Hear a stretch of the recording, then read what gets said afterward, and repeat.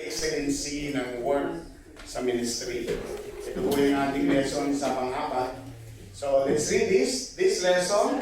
This lesson is designed to be the spiritual thermometer.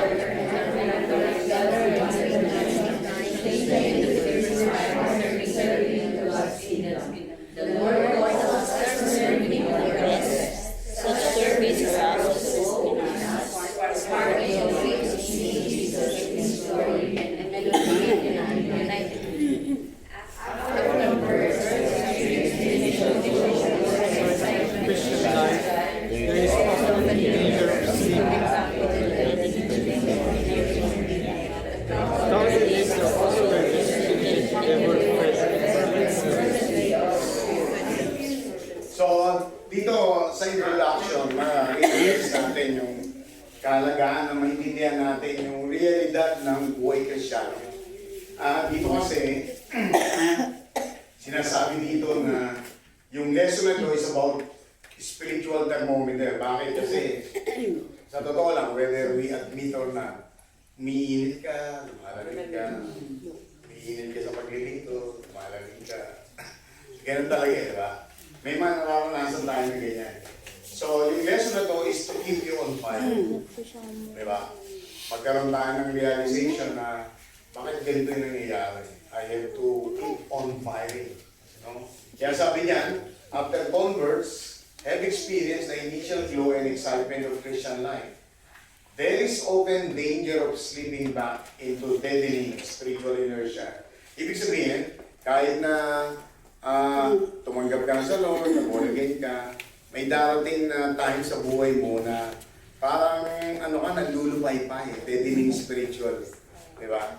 Nandulupay-pay. Na nagpapatuloy yun, inertia, no? Nagpapatuloy yun. Kaya kailangan magkaroon ka ng back to senses ka, back to zero. You have to go do your homework.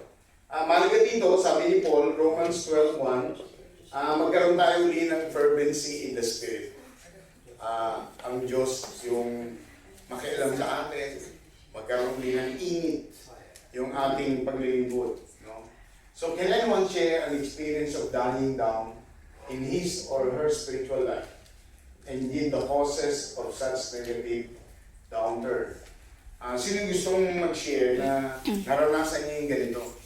Na parang manghihina siya sa kanyang spiritual life, maging maaaring pwedeng paglilingkod, at ano yung nakita niyang mga dahilan.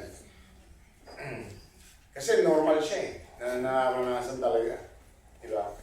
Sino gustong mag-share? Para matapos na tayo. Last na to eh. Anybody? Hi, Sir Mark, Marie.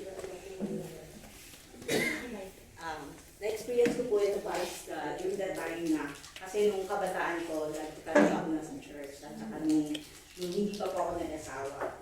Pero nung nag-asawa po ako, tapunta po ako dito sa Dubai, na-experience ko po talaga yung mawala sa paglilingkod sa Lord. Na-experience ko po talaga yung buhay na kung paano ka na hindi talaga naglilingkod sa Lord. So dito ko po siya na-experience na nakapasok po ako sa bar, which is talagang na-enjoy ko po siya. Dati naman po talagang pagka nakapasok po ako sa bar kasi dahil po sa nature ng work ko before sa Pilipinas sa Medre, pero hindi po ako, nandun man po ako nakaupo, pero hindi po ako nakakainom or nag-ano. Pero nung nandito po ako na-experience ko po na nakapasok sa bar, at hindi lang po isang beses, parang na-enjoy mo na po yung buhay na nasa loob ng bar. Hindi lang po yun, pagka nagkaroon po ako ng malaking problema, naranasan ko po talaga na naglasing pass. Na talagang, alam mo po, nandun ka po sa malaking monitor na yan, hindi mo po mabasa yung letra, yung kinakanta mo. So talagang na-experience ko po yung buhay na gano'n. But then, hindi ko po maano na bakit napakadami ng problema ko. Yun pala po doon ko po na-realize na nagkukulang pala ako sa Lord. So talagang dinisire ko na makahanap po ako ng church. Yun na nga po nung nakahanap na, from 2004, naka-church lang po ako ng 2009. So parang ang tagal po ng years na wala ako sa paglilingkod. So na-experience ko din po na magkaroon ng ibang relasyon aside sa husband, ano po. But then, the Lord is so gracious. Hindi ka talaga niya hahayaan na talagang sobra kang malugmok sa kasalanan. Kasi naalala niya yung promise niya sa'yo nung una ka niyang nakilala. So, unang siyang nakilala. So, yun po yung aking experience po, Pas, na yung magwala ka talaga sa paglilingkod. Hindi po talaga pwedeng wala kang fellowship. Hindi po talaga pwedeng mag-pray ka lang, magbasa ka lang ng Bible. Wala po talagang ganun, Pas. Kasi ang kaaway po talagang grabe yung sila sa'yo, both sides. So parang pagka wala kang fellowship, wala kang matatawagan na wala magpipray para sa'yo. So talagang napakahirap po siya ng buhay na malayo pa. Thank you very much. So, yung kamasan na makikita natin yung aral na yun, no? Yung lesson na matagal siya hindi umakakaya ng church, hindi siya nagpilingkod, ay nagdala sa kanya ng gano'n. Number 1 point natin, God works to bring about excellence, helping us realize our own weaknesses. Basahin natin ito sa 2 Corinthians 12:9. Listen to me. My grace is sufficient for you, for my power is made perfect in weakness. So, yung topic na ito is to bring excellence. Yung verse na ito nagsasabi sa atin na pag hindi mo na-realize yung mga weakness mo, ibig sabihin, you don't need God to work in your life, to help you to excel. So, pag nakita natin na ito yung weakness ko kailangan kita, Panginoon. Ikaw ang kumilos. Doon nagkakaroon ng grace ang Panginoon. Sabi niya kasi, my grace is sufficient for you. And my power is made perfect in weakness. So, ang kailangan lang natin, admit natin sa Lord, yung weaknesses natin. At yung power ng God, yung grace ng God, ay magmamanifest. No? Being strong in the Lord requires that we lean on Him for our strength instead of ourselves. Sabi ng Ephesians 6:10, be strong in the Lord and in the power of His might. Diba? Paul reminds the Colossians that Epaphras was continually wrestling for them in his prayers, that they stand firm, mature, and fully convinced in relation to everything God wills. Pakibasa ito, Colossians 4:12. Colossians chapter 4 verse 12. Epaphras, who is one of you, a bond servant of Christ, greets you, always laboring fervently for you in prayers, that you may stand perfect and complete in all the will of God. Yan, yung si Epaphras, yan ang kailangan ng church, no?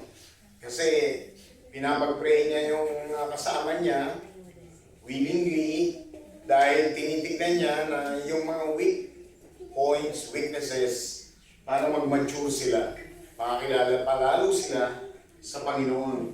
Yan ang gustong mangyari, kaya nakikipag-wrestling siya sa prayer. So, yan po. Next, can anyone share his or her testimony on how this realization of one's weakness overcame by God through His strength? Yan. Meron po gusto mag-share ng testimony, yung sinuko mong weakness sa Lord ay na-overcome mo na because of God's strength. Yan. Anybody? Sister Kate. Ako po, hindi ko po masasabi talaga na I have overcame it, but I'm constantly surrendering it to God. And one thing na talaga ginagawa ng Lord is to make me realize my weaknesses. I think for nung mga previous prayer and fasting po natin, isa po ito sa nilagay ko po ng fasting na Lord help me to be excellent. Kasi for so many years, I felt that I've been serving God in mediocrity. Yung opposite po kasi ng excellence is mediocrity. Yung parang hindi mo talaga fully na binibigay at ginagawa yung kapatulan mo, ganyan, yung okay na yung sige, pwede na yan, gano'n. But sa akin, nakikita ko na I'm still lacking. And until now, talagang yun yung sinasurrender ko sa Lord. Every time na nagpapay talaga ako na, Lord, I know that I'm so mediocre in so many things. Sinasabi ko, I'm actually lazy, indolence. Alam mo po, lahat ko lang yung nire-reveal talaga ng Lord. na pinipray sa Lord na, Lord, help me to be excellent. And until now, it's a work in progress, but thanks God na He makes me realize those, and continuously I'm asking Him to work through me at baguhin niya po talaga yung mga hindi ka nais-nais po ng mga attitude po na yun. Thank you very much. So maganda yun, no? Nakikita mo sa sarili mo yung kailangan mo talaga, yung mga dapat na surrender mo sa Lord. So kaya natin, when we acknowledge it before God, doon lang siya pwedeng bumilos sa atin. Point number 2, God works to bring about excellence as we study and share the Word of God. So may natin basahin na 2 Timothy chapter 3. All scripture is given by inspiration and is profitable for doctrine, for reproof, for correction, for instruction in righteousness. The man of God will be perfect, thoroughly furnished in all good works. So, yung dalawang talata na to, medyo nagmamadali na tayo, no? Hebrews 4:12, tsaka Romans chapter 10, ang main thought niya, yan, the main way God speaks to us today is through His written word. So the Bible is the first place we should look to hear God's voice. Through the Bible, we are able to learn God's character and how He speaks. As the written word of God, the Bible is living and active and useful for us. Ano ang dahilan nito na magkaroon tayo ng excellence? Sa salita ng Diyos, number 1 din ito na hindi tayo pwedeng maging excellent sa ginagawa natin sa Lord pag hindi tayo nagbabasa ng salita. Impossible. Kasi yung guidance, yung wisdom, yung direction, at saka yung favor ng Lord sa salita niya. Salita niya magagaling yan. Kaya napakalaga sa isang Christian, kasi sabi nga din, Hebrews 4:12, the Word of God is quick and powerful. Imagine mo yan. Binabasa mo yung salita ng Diyos, ano yan, makapangyarihan niya, buhay yan. Diba? So pag hindi mo siya binabasa, walang nagre-rema sa'yo. Walang buhay na nagsasalita sa'yo. Parang gano'n. Walang nag-i-influence sa'yo, walang nag-i-impart sa'yo na buhay. Kasi yung salita ng Diyos, buhay yan eh. No? Kaya pag matagal kang hindi nagbabasa ng salita ng Diyos, parang unti-unting namamatay, sa totoo lang. Kasi yun yung food ng ng spiritual lang. No? Yun yung food natin. Kaya mahalaga siya, no? Na kailangan nagbabasa tayo at nag-share natin siya. Give some tips how to have a regular Bible reading habit through personal experience and its benefits. Yan. Sino gusto mag-share? Paano ka nagkaroon ng regular Bible reading? At ano yung naging benefit nito sa'yo? Personally. Sino gusto mag-share? Kasi mahirap yan, magkaroon ka ng habit talaga. Habit kasi parang normal na sa'yo yun. No? At nakita mo yung benefits, kaya hindi mo siya pwedeng alisin. No? Sarili.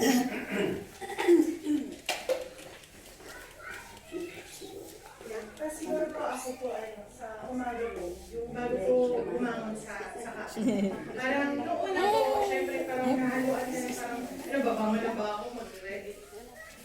Babangon na ba ako magre-ready na ba ako, ganyan. Until dun sa syempre yung na-practice ko na po siya na-practice. Parang Change outfit ko. nilagay na po talaga siya sa heart ko ng Panginoon na pagbangon ko sa umaga, talaga pong babasahin ko na po. Una yung Bible verse of the day. Yun po. Ang And bawis then, after ninyo. that po, kung tayo po, syempre po, meron po tayong Bible reading, susundan na po yun.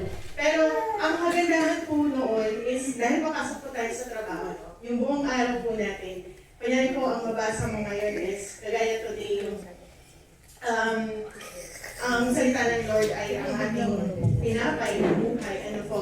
So, tatanungin mo, Panginoon, Lord, saan ko po ito gagamitin ngayong araw na ito? Ihanda, maging buhay po itong salita na ito sa akin ngayong araw na ito. And until nasa trabaho na po ako, tapos magkakaroon po ako ng sitwasyon. Alam niyo po yung pinapaalala po sa akin ng Lord. Kasi minsan, syempre, meron pa yung mga reaksyon na parang, mag-react na ba? Tapos parang po bagang, kinakausap po kayo ng banal na spirit na sasabihin sa'yo na, nabasa mo kanina, ito yun. Alam niyo po yun, Tapos papakalamahin ako. Hindi yung parang maintindihan mo na parang kaya pala ibigay sa akin ng ito kanina umaga. Kasi ito pala yung mangyayari sa sitwasyon na ito buong maghapon. So, ayun po yung parang naging baon-baon ko. At dumarating po yung time na kung hindi ka nakapagbasa, yung talagang nalate ka, nagmamadali ka. Alam niyo po yung parang latang-lata po ako yung parang, ano yung ano yun, bakit ganito yung sitwasyon? Alam niyo po yun. Kaya napakahalaga po na inumilang po kayo ng regular. Siguro po yung unahin natin palagi yung salita ng Diyos bago po tayo umalis sa ating bahay. Yan, praise the Lord. Maganda pong karanasan yun. Palapakan natin ang Panginoon. Point number 3, God's enabling grace through suffering. Basahin natin ito, 1 Peter 5:10. But the God of all grace, but all us to His eternal glory by Christ Jesus. After you have suffered a while, make you perfect, establish, strengthen, and settle you. So, yung point of view na to na God's enabling grace through suffering. Ma-realize ng isang Christian, pag meron siyang trials, pag nagsasuffer siya because maaaring problema, difficulties, it doesn't mean na it's a negative point of view. Pag binasa mo yung Bible, tinuma, the God of all grace, who had called us unto His eternal glory by Jesus Christ, after He had suffered a while. Unang-unang sabi niyan, yung karanasan natin na mag-suffer tayo, it's only a while. Ibig sabihin, ano lang siya, sandali lang siya, may palugit lang siya ang Panginoon. Hindi siya magtatagal. Diba? Pero ang kasunod doon, sabi ko, it make you perfect. It make you establish. It make you strengthen, and it will settle you. Ibig sabihin, ginagamit talaga ng Lord yung mga difficulties, yung mga suffering, yung mga trials na yan, to make us mature, to excel, to make us perfect. Diba? Kaya minsan, hindi natin dapat sasalubungin siya ng negative. Kaya, winning attitude eh. Pag may problema ka, ano naman kaya gagawin ng Lord? Dapat ganun tayo. May gagawin na naman ang Panginoon na ito. Excited na ako nito. Diba? Kaya sasalubungin mo siya negatively. May hirapan na naman ako. Tawawa na naman ito. Diba? Pag ganun ka, paano mangyayari? Sabi ng Panginoon, pag nag-suffer ka for a while, it will make you perfect, it will establish you, it will strengthen you, and it will settle you. Imagine, apat ang gagawin ng Panginoon sa isang maliit na suffering for a while. Diba? So, kaya may ma-realize natin na it is God who works in us. Diba? Sabi rito, God in His marvelous wisdom sees fit to allow His servant to be touched by sickness. Pwede ka magkasakit. Sorrow, pwede ka maging malungkot. Diba? Affliction, nahihirapan ka. Persecution, difficulties and distress. All are designed to break the earthen features so that the light of the gospel might shine out more clearly. Hindi ma-recognize yung glory ng Lord pag hindi tayo dumaan dyan. Kailangan dumaan tayo dyan. Amen? Amen. Sabi ng 2 Corinthians 4:7-10, ito yung sinasabi ni Paul na side by side, nahihirapan siya. No? Pero sabi niya, ang isang sekreto sabi niya, I have in my body the dying of the Lord Jesus Christ. Tinuring niya yung katawan niya na patay na to sa mundo eh. No? Kahit anong hirap pa yan, sakit pa yan. Sabi niya na patay na to sa mundo. Kumbaga sa ano, iba naman yung ano niya eh. Ang iniisip kasi ni Paul, yung glory, yung kapalit ng, di ba? Yung glory na kapalit. Na dumaan ka dito sa lupa, nahirapan ka, nagkasakit ka, di ba? Nagkaroon ka ng persecution. Sabi nga, pinakamaraming persecution, 3 times sabi niya, point of death si Paul. Twice siyang dumubog ang barko na sinasakay niya. Yun mo yan ha. Siya ang pinakamatinding sa persecution. Pero tingnan mo yung mga sulat niya. Masaya pa rin siya. Diba? Masaya pa rin siya. Ganun din daw sa 1 Peter 1, 6 to 7. Kindly share your testimony that God has transformed your struggles or pains in terms of more benefits. Sino gusto mag-testify na nagkaroon ka ng mga struggle pero naging benefit pa pala sa'yo?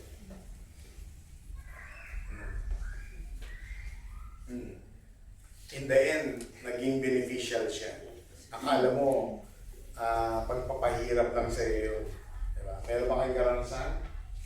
Any point of struggle or pain, pero naging benefit lang siya sa iyo. Yung po kasawa na.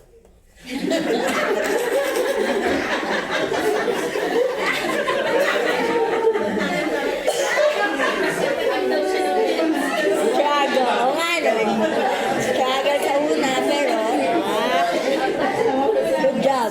Tama naman. Struggle. Struggle sa una. Grabe yung pagkasaan ni Brother Rafi. Expound daw. Kaya actually kanina wala akong sinasabi.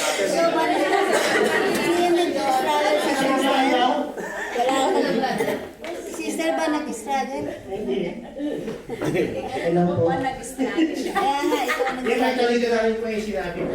Kasi yun po, kung nangyari nasa buhay po natin na tayo po ay single pa rin. Para po sa akin, yung hindi ko pa namimit ang aking asawa, parang nasa lugar po tayo na kung ano, happy-go-lucky lang po yung mga single na nakagaya. Saan ba si Mike? Yun po yung parang po yung gano'n. Yung mga nilalapitan ko po ay mga kaibigan, ang nilalapitan ko po ay ibang tao. Simula po ng nakilala ko po si Joanne, nandiyan po yung kanya ng mga asawa nyo. Di ba nandiyan yung pagbabago na akala natin gawin ko lang itong girlfriend kasi malaki may tutulong na ito kasi Anong araw po? teacher.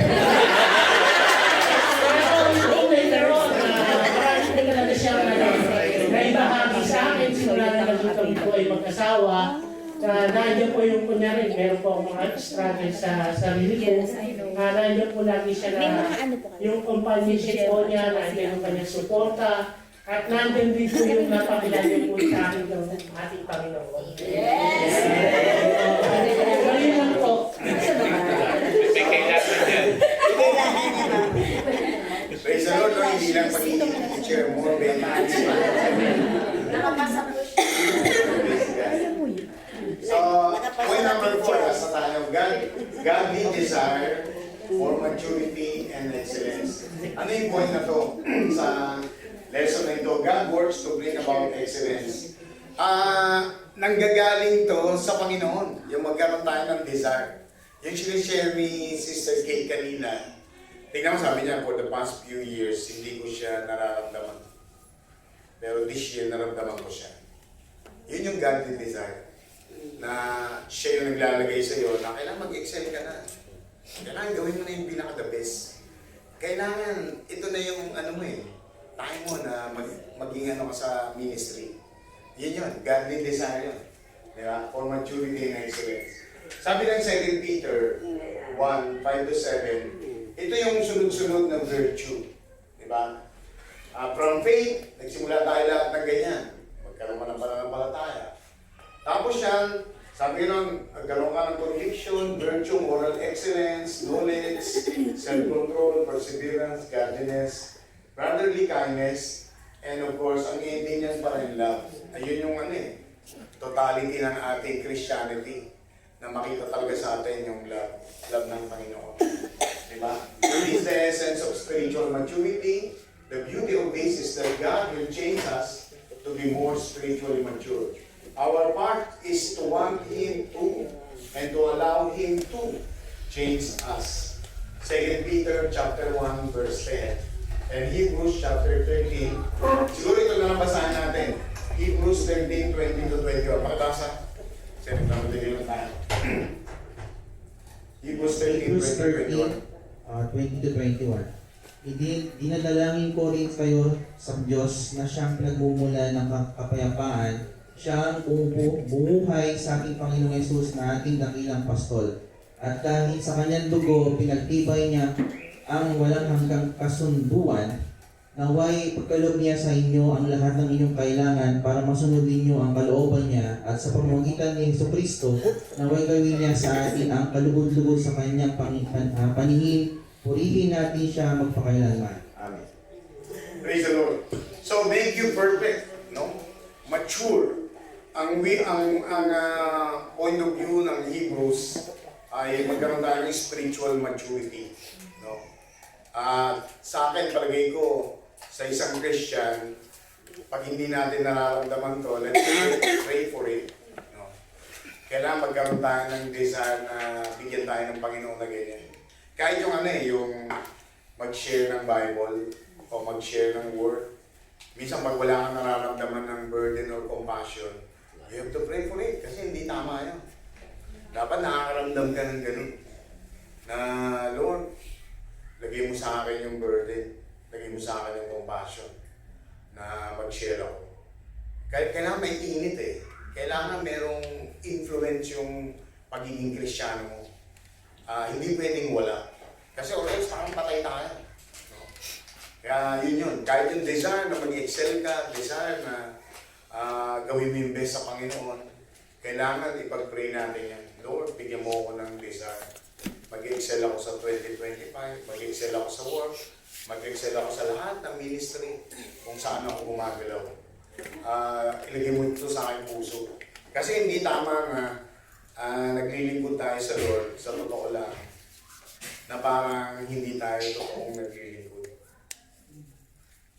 Ulitin ko to kasi sabi ko nga, nung pinahawak sa akin ni Pastor Joel dati yung IC, minitin ko yung mga leaders, yung kagad ang sinabi sa kanila, sabi sa kanila, seryoso ba kayo sa paglilingkod nyo?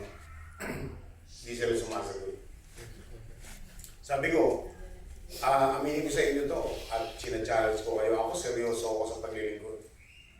Ayoko kong maglingkod sa Panginoon na hindi totoo akong naglilingkod. Kasi totoo siya Kaya ako seryoso ako, sabi ko. Kaya simula nung naging sila, active. Totoo. Naramdaman nila yan Tsaka na-realize nila Pati maglilingkod sa Lord na hindi ka totoo naglilingkod. Diba? You have to excel somewhere. You have to start somewhere.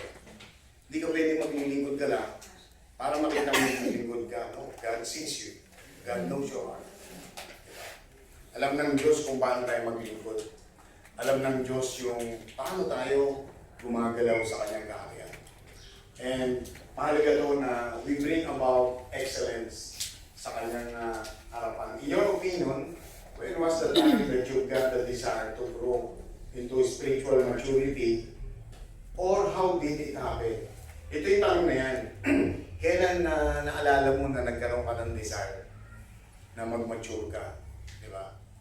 Kasi siyempre nagsimula tayo lang, batang Kristiyano, laylo ka lang, dumadaan ka lang sa alon, parang gano'n, sumasabay.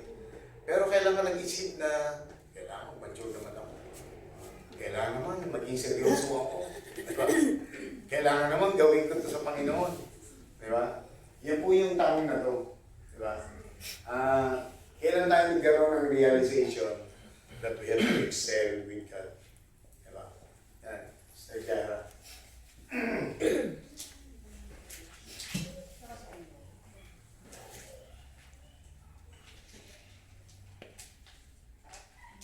Hello po. Before po, nung pumasok po kami sa church, nag-join po kami sa church around 2018. That was the time po na I was still struggling with the bullying po sa school. So, a part of that po, kaya ayaw ko din na pumapasok sa church, kahit po pinapapasok ako sa loob para makinig. Ayaw ko, kasi feeling ko, pati ba naman sa church, humusgahan ako, gano'n. Tapos kaya lagi po ako nasa labas, kasama ko yung kapatid ko. Pero, there was a time po nung nag-pandemic, the Lord encountered me spiritually. Kasi po, isa po dun sa nag-bully sa akin, nagka-COVID po sila. And that was the time po na I was also growing spiritually po sa aking pagkakilala sa Panginoon. Nagka-COVID po sila. Tapos parang tinouch po ng Lord yung puso ko na, uy anak, hanggang dyan ka na lang ba? Igip mo yung spiritual mo sa'yo, hindi ka mag-share. Or ayaw mo bang mag-mature na mag-share ka pa lalo, mas ipakita mo sa kanila kung paano gumalaw yung Lord sa buhay mo. And ayun po, inayaan po ng Lord na makapag-share ako dun sa friend ko ngayon kasi ngayon po mag-best friend na kami. So praise the Lord po kasi hindi lang po ako yung nag-mature spiritually, but also her. Nagsaserve na din po siya ngayon sa CCF, sa Pinas. So praise the Lord po for the opportunity na hindi lang po ako yung nag-grow spiritually, but also the Lord used me din po for another person na makakilala din sa Kanya. Kasi po, though I was in pain that time, the Lord reminded me, kagaya nga po, di ba, dun sa kanta ng Planet Shakers na Home. Though the world may reject me, the world may not want me, but the Lord wants, the world may not want me, but the Lord wants me, and the Lord wants me to know Him. So, salamat po sa Lord kasi yung buhay po natin noon na patuloy na binabago ng Lord. Ngayon po, the Lord is continuously using each and every one of us po, di ba, hindi lamang sa pag-serve sa ministry, but also, we are also called po, di ba, to make disciples in all the nations. Ayun po. Thank you Praise very the Lord much. po. So, conclusion na tayo, how do Christians become more like Jesus? Lahat na ito sabay-sabay. Now may the God of peace himself sanctify you completely, and may your whole spirit and soul and body be kept blameless at the coming of our Lord Jesus Christ. He who calls you is faithful, will surely do it. So, makita natin dito sa verse na to, yung plan ng God sa bawat Christian, maging blameless siya talaga. Sa lahat ng area ng kanyang buhay, spirit, soul, and body. And sabi sa last sentence, He who calls you is faithful, and He will surely do it. So, ibig sabihin, talagang yung maturity ay gagawin sa atin ng Panginoon. The journey to spiritual maturity is one that God enables. We do have our own responsibility, but He is the one who makes us like Jesus. Paano ba tayo nagmamature? Pag sinabi natin spiritual maturity, we become more like Jesus. Yan po yung maturity na tinatawag. At ang Diyos talaga yung gumagalaw noon, pero may part tayo. Ano yung part natin? We have to surrender ourselves. We have to submit to God's will. And we have to follow God's will. Yun po yung part natin. Prayer, sabay-sabay natin basahin. I pray that God will surely work in every believer so that they will become more like Jesus Christ in every way. Lord God, help us to mature and to desire in our hearts and the presence of God's glory and to be used more in His kingdom until Jesus comes again. Thank you very much, mga kapatid. Sorry